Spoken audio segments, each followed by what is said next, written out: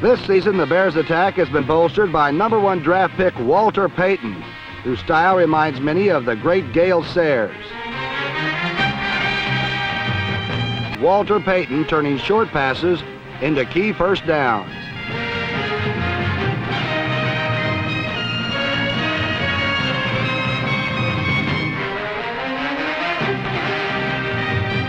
Ranked last offensively, Chicago went with number 7, rookie Bob Avellini from Maryland.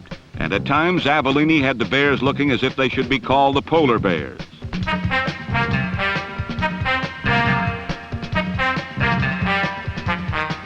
Walter Payton, whose Achilles heel is the crucial fumble.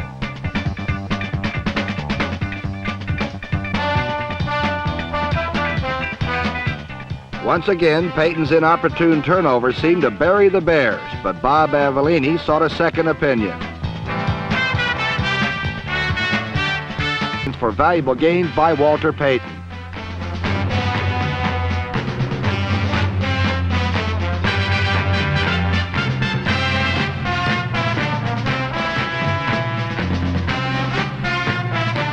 In the sweat and strain of the weight room, Dan Piper will return to his center position in 76 with greater strength to pry open opposing defensive lines.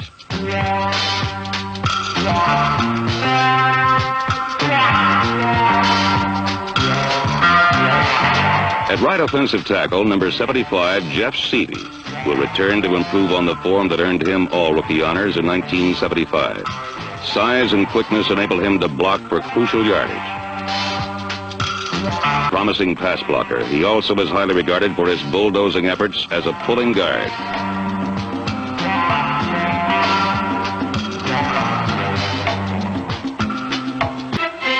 Symbolizing the spirit of the offense is number 34, Walter Payton, a gifted runner whose competitive nature is never dampened.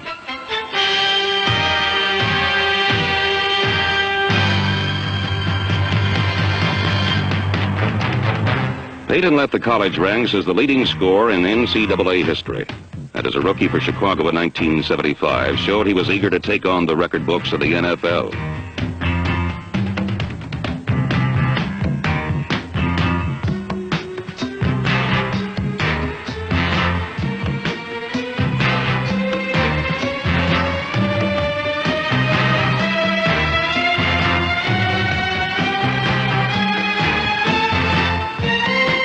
Payton led his team in rushing and scoring in 75 and showed his great running ability on kickoff returns when he captured the NFL return crowd.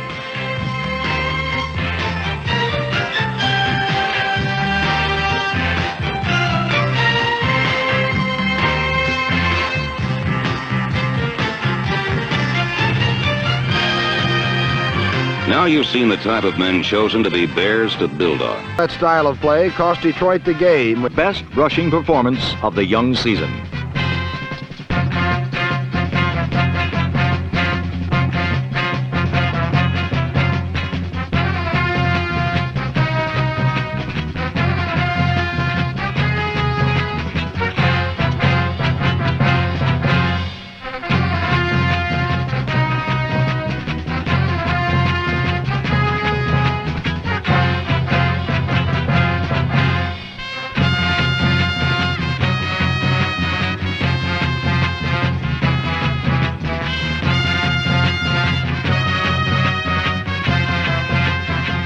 Walter Payton ran for 148 yards and 2 touchdowns as the youthful Bears won their second straight, 19-12. For over 400 yards in the season's first 4 weeks.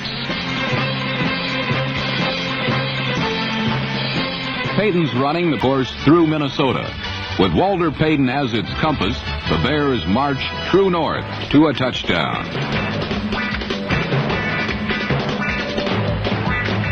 The holes open for Payton were cavernous, large enough to roll a freight train through.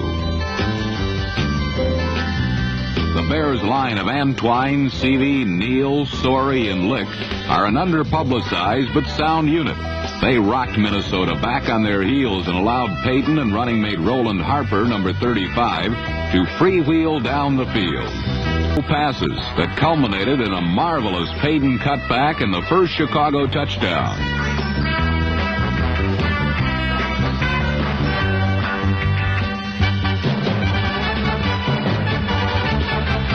Trailing by 10 points, 17-7, the Bears ran headlong into number 70, Jim Marshall, and then into some bad luck. From 49 yards out, Walter Payton demonstrated why he is the lightning rod of the Chicago Bears. It was almost as if the pages of history were peeled back and the number was 40, not 34, and the name was Sayers, not Payton. The run was vintage Sayers, but the results were not. These young Bears have not mellowed and matured yet, and Payton's bit of magic was canceled out by a clipping penalty. To the flag.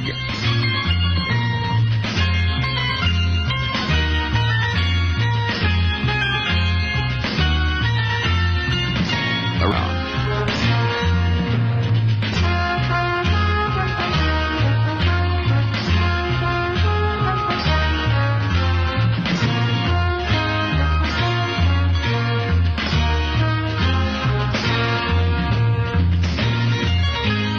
Touchdowns are never automatic, but Walter Payton, who rushed for 141 yards on 19 carries, almost pulled off the impossible. The Bears did not lose this game because they cannot or will not pass to ease the burden on their running backs.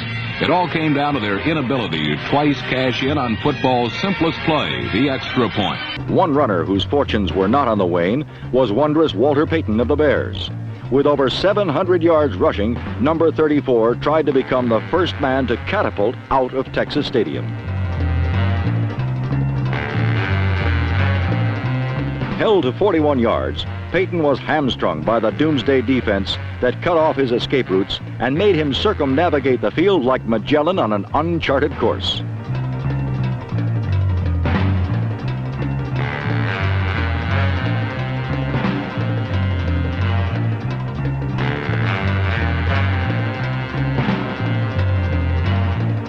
Without Walter to worry about.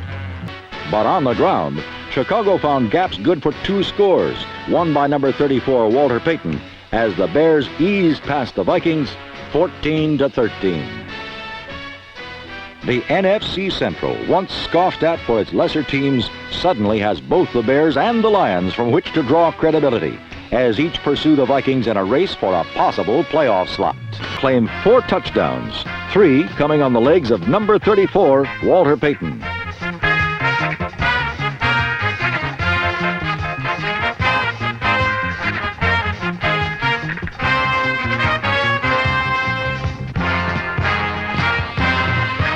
While the Bears, for the most part, steadily ground out drives to consummate. Bears travel by foot, and if anyone ever fills the shoes of Gale Sayers, it just might be Walter Payton. Payton leads the entire NFL in rushing and has been nothing short of sensational. Today it could be a classic matchup between the runner versus the passer, Walter Payton versus Kenny Stabler. Payton immediately took advantage of the good field position given them. Payton's run around right end gave Chicago a 3rd-and-1 situation at the Raider 35, a possession play made for the high-flying talents of Walter Payton. The vital first down accomplished, Bear quarterback Bob Avellini took to the air. Perfect Bear blocking into the end zone.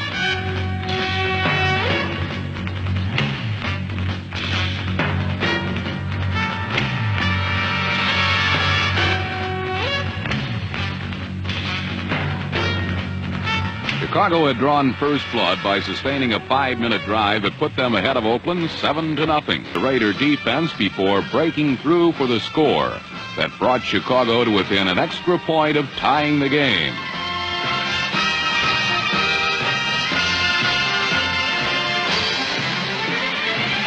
Such runs have become routine for Payton.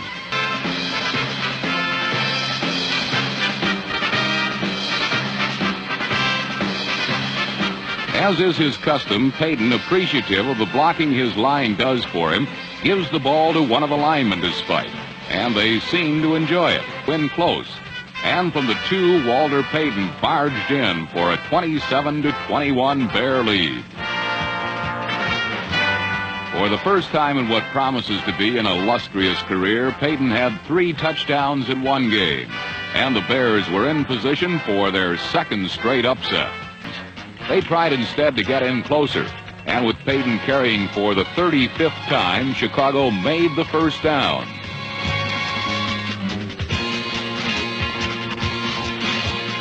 second in the NFC in passer protection and led Walter Payton to the conference rushing title.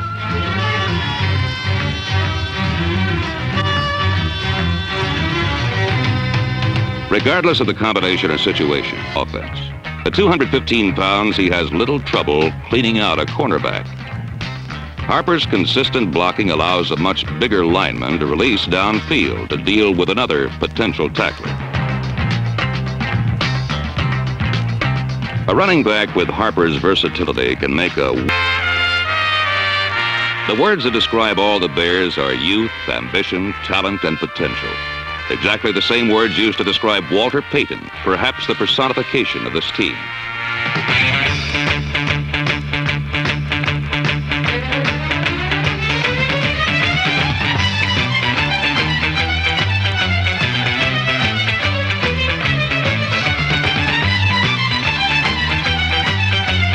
Like so many of the Bears, Payton's great skills and enthusiasm lack only the keen edge that comes with maturity and experience, the purpose and discipline of a champion.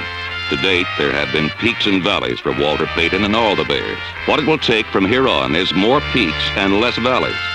Because like the Bears, when Walter Payton is good, he is very, very good.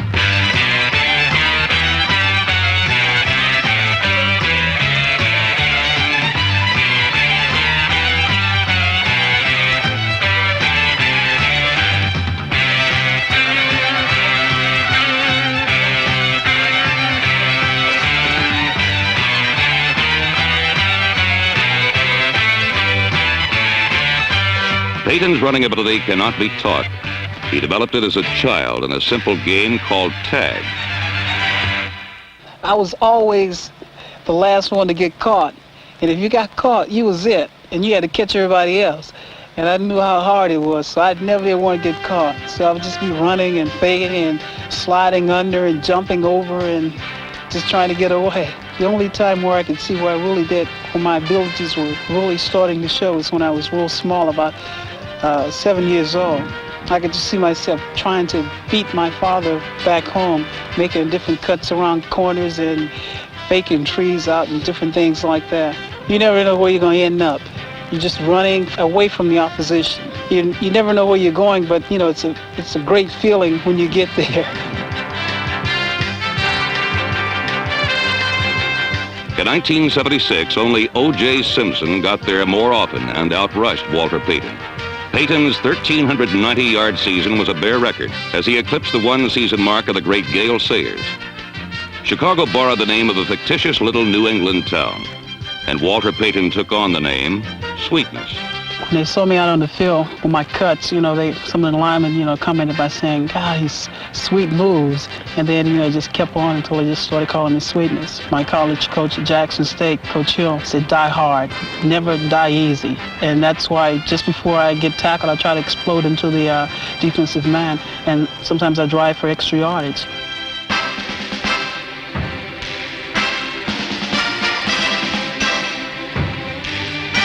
Payton's developing maturity was evident as he neared 1,000 yards.